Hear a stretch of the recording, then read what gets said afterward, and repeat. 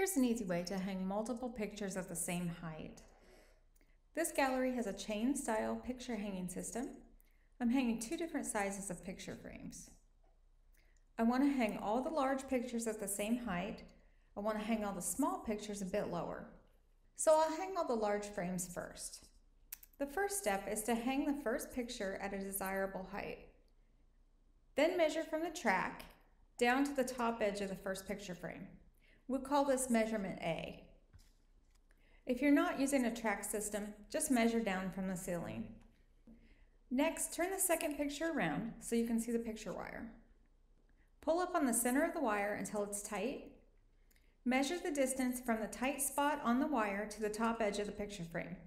This is measurement B. Add A to B to figure out where to place your hook or picture hanger. This picture hanging system uses S-hooks as the picture hanger. So in this case, A plus B equals 27 inches. I'll need to place the S-hook 27 inches down from the track.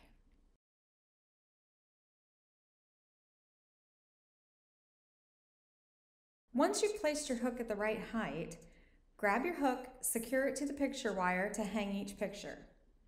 Why do we need to measure each picture? Why not just hang all of our hooks at the same height? Well, it's because of the picture wire. The wire is looped and twisted around D-rings. That's how the wire is attached to the picture frame. The D-rings are often placed at slightly different locations on each picture frame. And picture wire itself is often braided wire. The weight of the picture frame can stretch out the wire over time.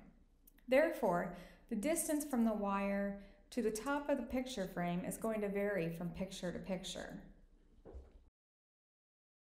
In conclusion, add the distance from the track to the top of your frame with the distance from the wire to the top of the frame. This will tell you where to place your hook or picture hanger to hang multiple pictures of the same height.